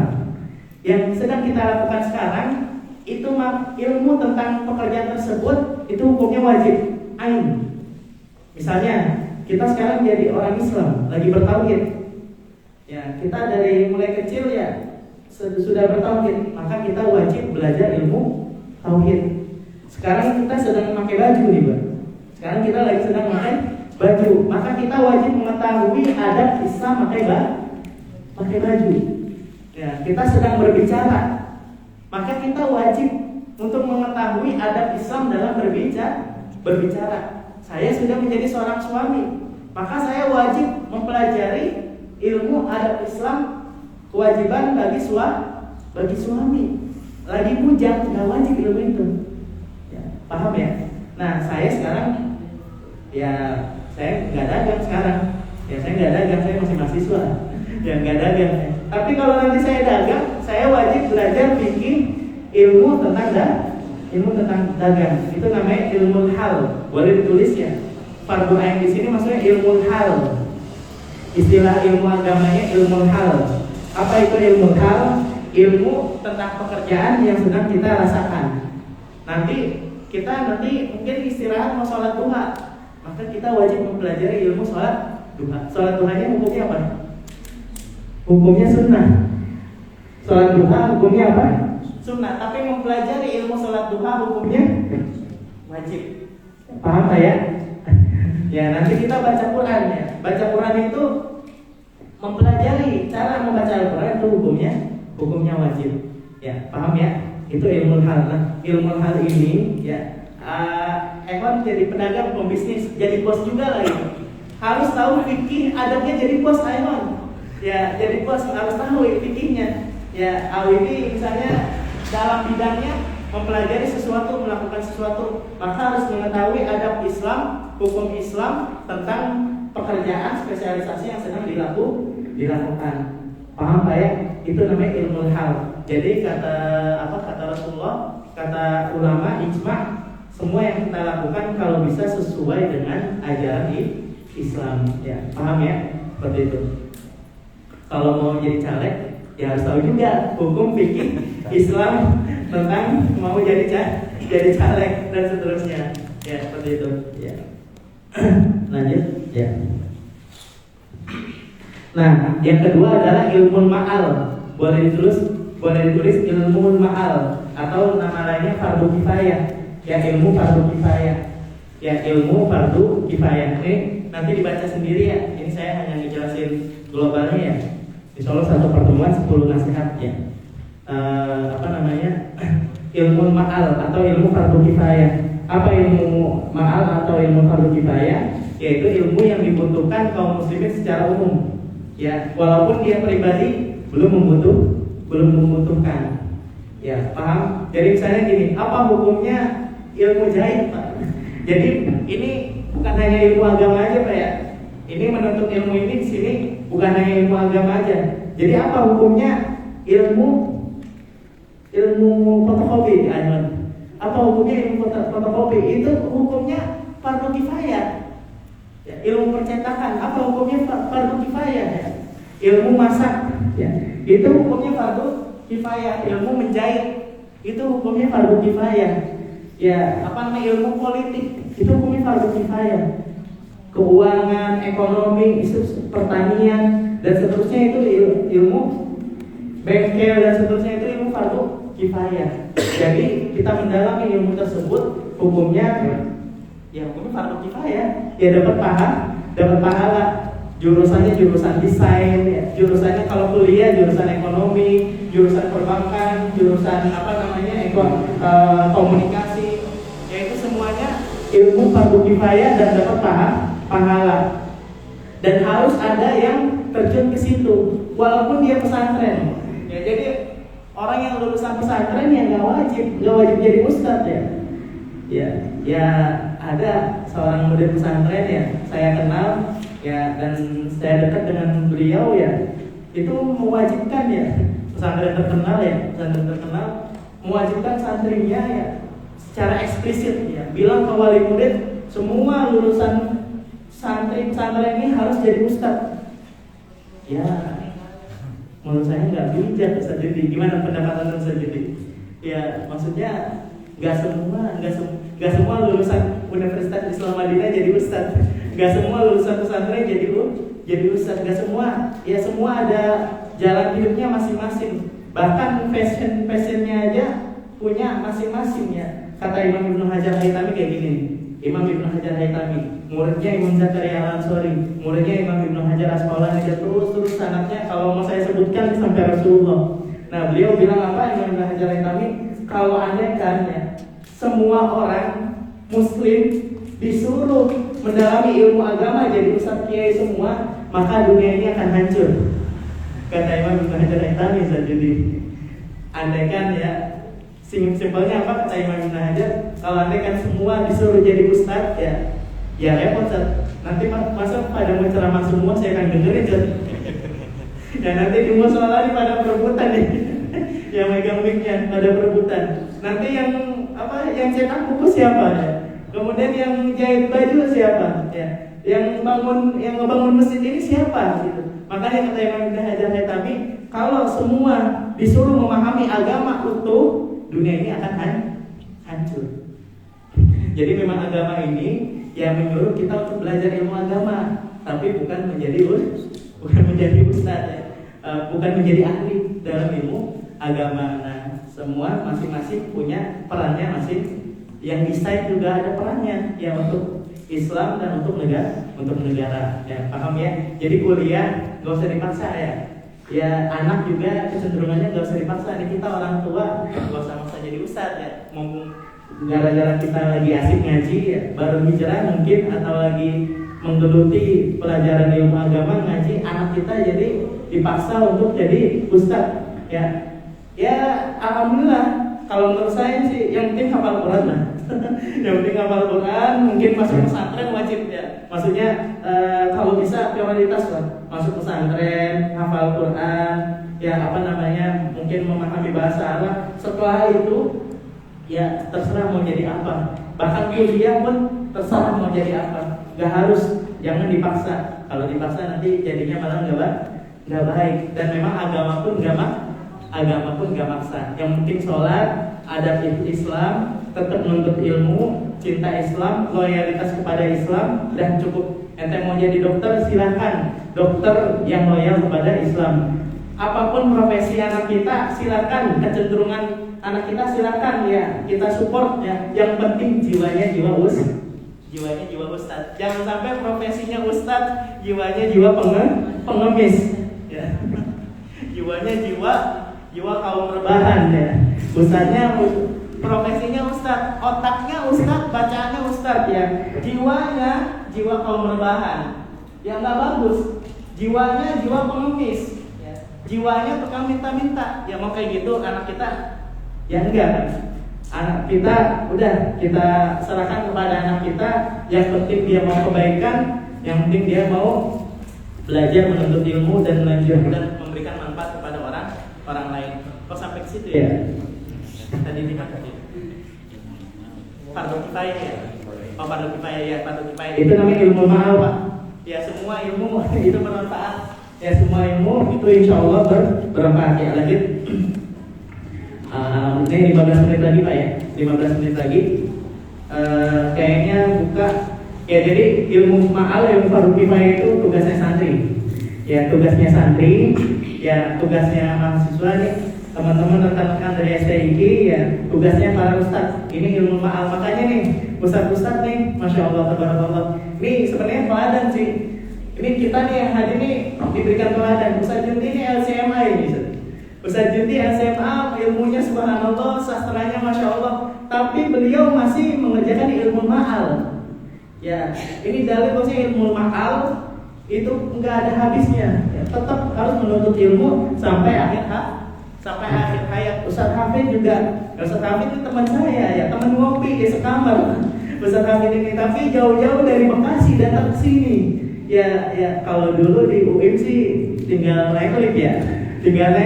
Kalau ini kudu tol Cipali dulu. Ya seperti, tapi beliau tetap datang seperti itu. Nah ini sebenarnya ilmu ma'al itu memang harus ya nggak ada habisnya. Ya ilmu hal wajib semua Pak ya. Jadi mulai dari saat ini ya, ini saya baca dulu lah ilmu hal ya. Ilmu hal halaman 38 Pak. Ilmu hal halaman 38. Rukun iman yang 6 Pak. Nih balik lagi ke tauhid ya. Bapak-bapak, ibu-ibu, tauhid itu udah kayak darah mengalir ya.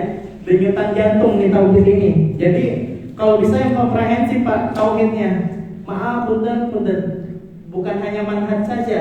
Ya artinya tauhid itu luas sekali ya. Rukun iman aja itu tauhid, artinya harus dipelajari secara komprehensif. Nanti qada dan qadar. Kalau nggak salah saya pernah isi kajian tauhid di Stikes ya 16 bab tauhid. Harus komprehensif, jangan satu bab aja. Kalau bisa semua ya bab tauhidnya secara utuh. Ya secara utuh. Nah, kemudian syahadat, sholat, puasa Ramadan, zakat fitrah, ini wajib ya. Ini bab-bab yang wajib nih. Ya bab-bab yang wajib, bersuci, wudu, mandi, mensucikan najis, hak-hak Rasul Pak harus dipelajari. Birrul walidain, ilmu berbakti pada orang tua. Ya, tadi kemarin saya ngisi cara-cara berbakti pada orang tua yang setelah meninggal, yang sudah meninggal. Ya seperti itulah. Itu wajib kita pelajari. Akhlak sesama manusia, adab kegiatan sehari-hari, ya seperti itu. Itu semua ya adab ber-WA ya. Adab pakai aplikasi WA. Nah, itu juga kita kerjakan setiap hari. Itu namanya ilmu hal ya. Adab sosial ya, seperti itu. Medsos, pakai medsos dan seperti itu. Nah, itu ada adabnya. Nah, itu kita wajib ikut kajiannya. Nah, begitu juga ada ilmu hal Pak. Ada ilmu hal yang kita kerjakan tapi di waktu tertentu. Misalnya kayak dagang, ya menikah, mempunyai anak. Nah itu kan nggak semua punya anak. Jadi yang belum punya anak belum wajib mempelajari ilmu mendidik anak. Nanti kalau punya anak ya kita wajib mempelajarinya. Jadi bapak-bapak nih, ibu-ibu yang baru punya anak ya, itu harus mempelajari bagaimana cara mendidik anak umur balita misalnya. Nanti pas anaknya udah gede, SD misalnya, nanti cara mendidiknya juga beda, Pak. Itu pun jadi wajib lagi mempelajari mendidik anak umur SD. Nanti anaknya udah dewasa, ngedidiknya beda lagi, Pak. Itu pun masih wajib mendidik anak. Ya, nanti belajarnya juga ilmunya beda lagi. Dan seterusnya, Pak ya. Nah, kayaknya langsung bab ke-9 ya. Bab 9. Nah, ini metode-metode belajar, Pak. Di bab ke-9 ini 10 menit lagi kita istirahat ya. 10 menit lagi kita istirahat. Nah, nasihat ke-9 ini intinya apa? Intinya kalau belajar itu variasinya banyak, Pak. Variasinya banyak. Kalau bisa kita kerjakan semua. Ya. Belajar itu caranya banyak. Ibu-ibu, ini bab 9 halaman berapa? Halaman 43 ya. Halaman 43. Ilmu itu, Pak, kalau bisa jangan dipelajari dengan satu metode aja. Kalau bisa banyak metode. Ya, karena apa? Setiap metode ini saling melengkapi. Ya, ini ya kayak belajar jangan hanya satu metode. Kalau bisa banyak metode. Nah, dan kalau bisa ini berapa nih? Metodenya berapa nih? 12, tapi yang bawahnya juga sama. 6, 12 tambah 6 tambah 5. 12, 6, 18 tambah 5, 23. Nah, ini 23 metode belajar, Pak. 23 metode belajar. Kalau bisa dicentang-centangin ya. Kalau bisa dicentangin, ini saya sudah apa belum nih metode ini? Ya, kalau bisa dicentang-centangin, di list ya. Dijadiin planning, dijadiin target. 1 dars. Nah, dars ini artinya apa? Belajar sama guru. Belajar umum tapi di kelas ataupun di masjid. Ini namanya dars. Ini istilah Arab ya, istilah agamanya ya, dars. Kedua, talaki. Talaki ini belajar ya, tapi jadi gini, kalau dars itu bahasa hadisnya sama. Bisa tafsir sama, bisa judi sama. Jadi gurunya yang ngejelasin. Nah, kalau talaki ini maksudnya belajar privat, tapi muridnya yang baca. Nah, ini namanya sorogan. Kalau belajar privat, maaf. Bedanya nomor 2 sama nomor 3. Nah, ini penting. Bedanya nomor 2 sama nomor 3. 2 sama 3 ini sama-sama privat, Pak. Nomor 2 sama nomor 3 ini sama-sama privat. Cuman bedanya nomor 2 yang lebih aktif gurunya. Ya, yang lebih aktif gurunya. Kalau nomor 3 yang lebih aktif muridnya. Ya. Jadi muridnya yang baca. Muridnya kalau nomor 3 yang baca muridnya. Ya, muridnya yang baca, nanti kalau salah dikoreksi. Nah, kalau yang nomor 2 ini gurunya yang lebih aktif sama kayak nomor 1. Ya, cuma bedanya nomor 1 sama nomor 2 apa? Nomor 1 umum, kalau nomor 2 privat. Jelas, Pak ya? Ibu di belakang jelas ya? Perbedaan nomor 1, 2, 3. Kalau 1 gurunya yang lebih aktif ngejelasin tapi umum. Nomor 2 gurunya yang ngejelasin tapi privat. Datang ke gurunya, datang ke rumah gurunya, atau undang gurunya nggak apa-apa. Tapi lebih utamanya kita yang datang ke guru. Jadi kalau ada pertanyaan, saya mau privat, lebih bagusnya gurunya yang diundang ke rumah, apa muridnya yang datang ke rumah guru? Jawabannya lebih utama muridnya yang datang ke guru, seperti itu. Kira-kira kita sering nggak sih budaya privat kayak gini? Ngaji? Kayaknya jarang ya. Kalau bisa, Pak, kalau bisa, saya nih dari dulu dari pesantren talaki, Pak. Ya talaki, alhamdulillah. Di Madinah juga sempat datang ke rumah-rumah masyayikh ya. Dulu saya talaki ini nomor 2 dan 3 ya, privat ini kadang-kadang gurunya ngetes ya. Saya dulu lagi pesantren tahun 2003, dari 2005 ya. Dari tahun 2005 saya pesantren itu nggak lepas dari talaki, Pak. Belajar di kelas tetap Nah nanti malamnya talaki. Nih mahasiswa-mahasiswa kalau bisa punya guru talaki, guru privat ya, guru privat. Kadang-kadang mereka nggak butuh imbalan ya, mereka seneng ya. Apa namanya kalau kita minta untuk ini, untuk talaki. Kadang-kadang ngetes ke saya, kadang apa namanya nanti saya datang ya, nanti saya datang jam 7, insya Allah. Tunggu aja depan musola, ada depan musola ini saya tunggu depan musola. Tahu-tahu datangnya jam 12, ya jam 12. Kadang-kadang ngetes ya, Iskandar apa namanya nanti datang ke kamar saya ya jam 2 malam. Jam 2 malam, makanya saya datang jam 2 malam. Yang ketok-ketok, nah kemudian dia lagi tahajud, didiemin saya di depan pintu, ya, di depan pintu, sampai tidur di depan pintu saya. Jadi saya anak pernah privat dulu ya, belajar baca kitab kuning, ya, itu sampai tidur di depan pintu, ya, dari jam 2 ya karena ngantuk ya, ustadznya malah nggak keluar hanya di depan pintu. Nah pas subuh mau ke masjid ya, saya ini kebangun gitu. Jadi ingat kasus ya Ibnu Abbas yang tidur di depan pintu Zaid bin Thabit. Nah akhirnya kata Ibnu Abbas muridnya sahabat Zaid bin Thabit. Nah akhirnya Zaid bin Thabit bilang, jangan seperti itu wahai Ibnu Abbas, engkau itu sangat mulia, jangan tidur di depan pintu saya. Kata Ibnu Abbas Hakka dan astaltiful ulama. Beginilah kita cara memperlakukan ulama. Kata Ibnu Abbas beginilah cara kita menghormati, memperlakukan ulama ya. Sampai tidur di depan pintu ya, seperti itu. Kalau kita memperlakukan ulama sekarang gimana tuh? Ya nggak sampai gitu, seperti itu.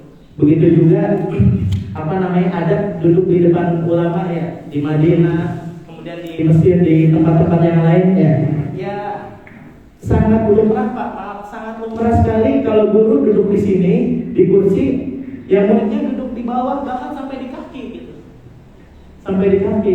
Nah saya mendengar ada beberapa orang yang bilang ini haram hukumnya, ini namanya sujud Ustaz, ini namanya sujud kepada orang.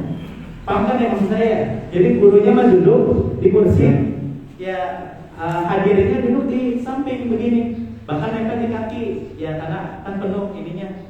Nah itu langsung ditanding sama sebagai ustaz ya. Itu haram hukumnya, itu namanya sujud sama apa? Sama ulama. Ya saya bingung, bagaimana bisa dihukumi sujud? Ini ya seperti ini, duduk di depan ulama.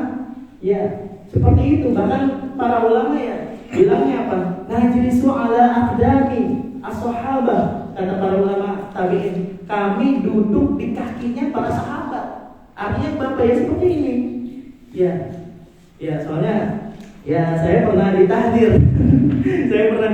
Katanya saya ngajar di sebuah pesantren. Yang pesantrennya itu undang ulama, santrinya pada duduk seperti itu.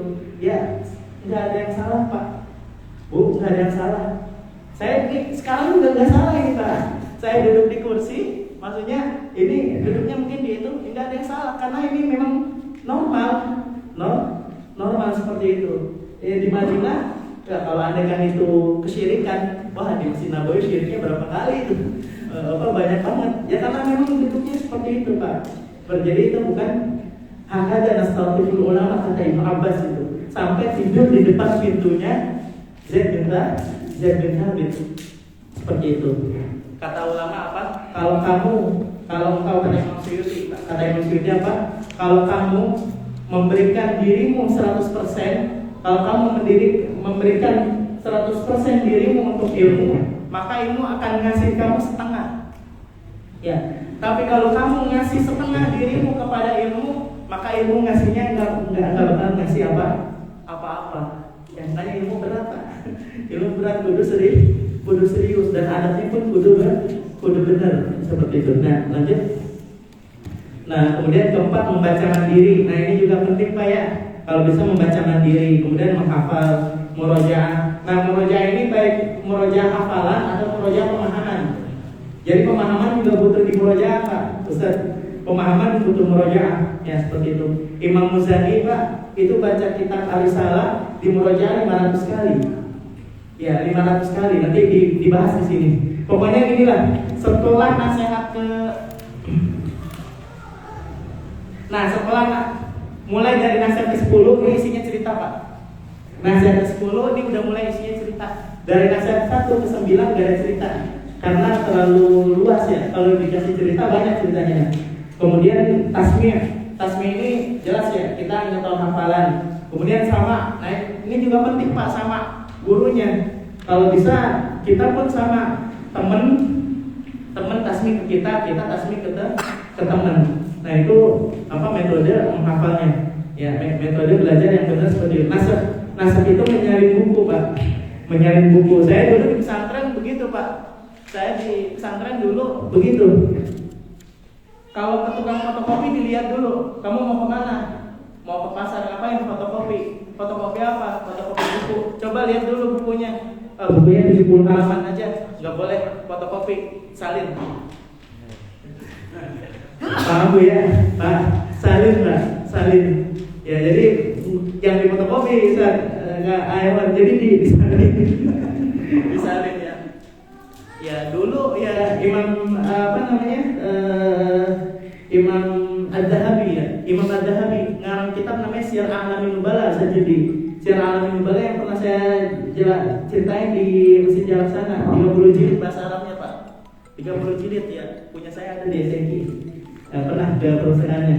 Ya, punya saya tuh. Jangan diomongin ya. Ya, 30 jilid satunya saya bawa ya.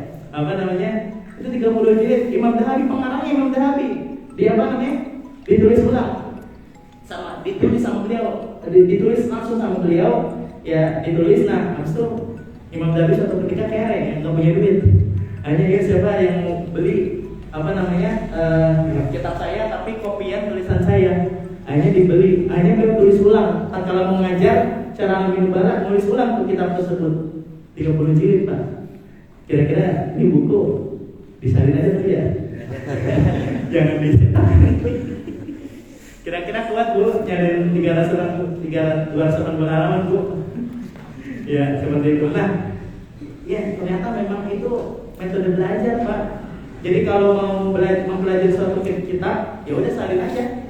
Ya salin, itu kan udah termasuk belajar. Ya seperti itu. Jadi ada namanya metode nasr. Yang ke-10 namanya tahyid. Tahyid itu apa? Kayak gini nih, kalau ada nasihat ya, menghadiri kajian, ditulis yang penting-penting. Paham ya, itu namanya tahyid. Ditulis yang penting-penting, ditulis. Kemudian ke-11 mudarosah. Nah, mudarosah ini saling diskusi bersama kawan. Nah, jadi ini sesama kawan Pak. Sesama kawan kalau bisa sesama peserta kiat misalnya. Sesama mahasiswa kiat diskusi ya, ngadain pertemuan ya, sambil ngopi kayak sambil apa. Nah, itu namanya mudarosah. Nah, ulama itu sering mudarosah. Seperti itu ya. Mudarosah itu artinya belajar, saling sharing ilmu, ngobrol tapi sama kawan, tapi masalah ilmu, paham ya? Kedua ikhtibar, saling uji ya. Diuji ya. Apa saling uji, saling ngetes. Nah, ini juga proses belajar, Pak. Nah, kemudian yang berikutnya 6 variasi ke bawah. Ini juga dianjurkan tapi agak sulit khusus penuntut ilmu tingkat lanjut. Ya, penuntut ilmu tingkat lanjut ini ada 6. Pertama munazarah itu debat. Nah, ini penting kalau bisa kita belajar debat. Jujur Pak, penuntut ilmu harus belajar debat. Ustaz ini penuntut ilmu semuanya yang santri, yang ustaz kalau bisa belajar debat. Pertama, supaya melatih mental, jangan baperan ya. Ya, jangan baperan, jangan cuman masalah bismillah aja. Diskusi baca masalah bismillah 15 menit gitu. Oh, berantemnya 15 tahun. Ya, beda masjid 15 tahun. Seperti itu. Nah, ini ya sering terjadi karena kita ya maaf ya. Kita ya nuansanya kurang diskusi jadi lebih cepat baper. Yang kedua. Nah, kedua, manfaat diskusi itu supaya melatih kecerdasan ya. Orasi berbicara. Ya, argumentasi itu kan ilmu sendiri ya. Ilmu argumentasi itu cara untuk berdebat itu jadi ilmu sendiri. Ya, kemudian ketiga untuk menjelaskan bahwasanya mencari kebenaran. Ketiga ini mencari kebenaran. Imam Syafi'i Pak pernah debat sama Imam Yunus bin Ubaid. Ulama besar dua-duanya, Yunus bin Ubaid. Cuman bedanya kalau bagi kitanya itu lebih besar sosok Imam Syafi'i. Tapi kalau orang yang hidup di zaman itu, Imam Syafi'i sama Imam Yunus bin Ubaid sama-sama terkenal Pak. Akhirnya debat ya. Akhirnya debat dan Imam sama-sama nggak mau kalah gitu. Maksudnya sama-sama kuat. Akhirnya selesai debatnya. Imam Yunus bin Ubaidnya baper Pak. Akhirnya apa? Dihajar itu apa? Tadi apa bahasa Indonesianya hajar? Diasingkan, maksudnya nggak ngobrol, nggak silaturahim, yang nggak negor, langsung apa ngambek kayak gitulah, berantem. Nah, dihajar selama hampir 3 hari. Ya pas di hari ketiga apa kata Imam Syafi'i? Wahai saudaraku, ya bisakah kita bersahabat, bersaudara walaupun kita berbeda pendapat? Ya seperti itu. Ya jadi itu Pak, berbeda pendapat boleh, ya tapi jangan hajar-hajaran. Ya jangan beda masjid ya. Ya jangan beda nongkrongnya jadi pindah. Yang ngajinya jadi pindah karena berbeda pendapat. Enggak, itu bukan manhaj salaf. Kalau mau tahu manhaj salaf ini, contohnya teladan Imam Syafi'i, berbeda pendapat boleh, tapi bersaudara wajib. Ya, seperti itu. Akhirnya kata Yunus bin Ubaid apa? Setelah ini, akhirnya kata Yunus bin Ubaid, saya tidak pernah bertemu dengan manusia yang lebih cerdas dari Imam Syafi'i. Andaikan seluruh umat yang hidup ketika itu, otaknya ditimbang, otaknya digabung, IQ-nya ditambah itu lebih pintaran Imam Syafi'i. Kata Yunus bin Ubaid ya. Imam Syafi'i Pak, melihat gini udah hafal kayak mesin fotokopi Pak. Yang melihat gini udah hafal. Imam Syafi'i itu udah terkenal Al-Hifdzul Badahi atau Al-Hifdzul Badihi, yaitu hafalan yang udah kayak potret. Itu Imam Syafi'i udah terkenal ya. Seperti itu. Makanya Imam Syafi'i lagi masih kecilnya kerjaannya mana terus. Ya soalnya umur 7 tahun udah hafal Quran. 10 tahun udah hafal Muwatta. Ya seperti itu. Jadi Imam Syafi'i itu khatam Al-Quran itu sehari bisa 2 kali. Imam Syafi'i sehari khatam Al-Quran 30 juz bisa 2 kali. Nah kita setahun 2 kali bisa nggak? Belum tentu Pak. Jadi kita jihad nih baca Quran setahun bisa dapat 2 kali. Imam Syafi'i cuma sehari. Setelahnya Imam Syafi'i mau jungkir balik juga masih tetap menang Imam Syafi'i ya. Makanya kalau melihat ustaz atau melihat ahli ilmu lagi refreshing, lagi nyantai-nyantai, kitanya jangan ngegibahin gitu. Kitanya malah perspektifnya suudzon terus. Nih hakada nastatiful ulama kata Ibnu Abbas ya. Nah kalau zaman sekarang hakada nu'amilul ulama, artinya ulama jadi kurang dihormati. Artinya tadi seperti itu, langsung dikomen dan seterusnya. Nah ulama mah 1 jamnya aja udah berapa juz Pak? Kita zaman berapa? Ini teman-teman di STQ 1 hari bisa hafal 30 juz ini. Teman-teman di STQ kita namanya Tasmi Akbar ya. Mau sekarang Tasmi Akbar sampai maghrib ya. Udah lulus kan? Ustaz siapa? Ustaz ya? Nama itu siapa? Asep, Asep. Ya Allah. Asep sekarang lagi ngabdi ya. Dulunya lagi semester berapa? 8 apa 7? Tasmi Akbar belum? Belum. Ya, nah itu beberapa ikhwah di Multazam itu Tasmi Akbar dari jam berapa biasanya? Habis subuh sampai jam, kalau yang 15 juz sampai jam asar sampai maghrib ya, asar maghrib. Kalau yang 30 juz ya bisa jam 11 pernah ya, 10, 11 dan seperti itu. Ya kalau gitulah, artinya masing-masing beda gitu. Nah kita jadi gini Pak, orang sukses itu nih penting nih nasihat Pak ya, nasihat dari Rasulullah SAW. Orang sukses itu bukan orang yang membandingkan dirinya dengan diri orang lain Pak. Orang sukses bukan orang yang membandingkan dirinya dengan orang lain. Orang sukses adalah orang yang membandingkan dirinya dengan dirinya sebelumnya. Kalau mau sukses jangan bandingin diri sendiri dengan orang lain, tapi bandingin diri kita diri sendiri. Kata Rasulullah, "Man kana yawmuhu syarran min nafsihi", barang siapa yang dirinya sama seperti kemarin, nah maka dia rugi. Nah, barang siapa yang dirinya lebih baik daripada kemarin, ya dia beruntung. Nah, barang siapa yang hari ini lebih buruk daripada sebelumnya, ya maka dia orang yang celaka. Seperti itu. Ini tadi dari mana ya? Oh, debat ya, debat.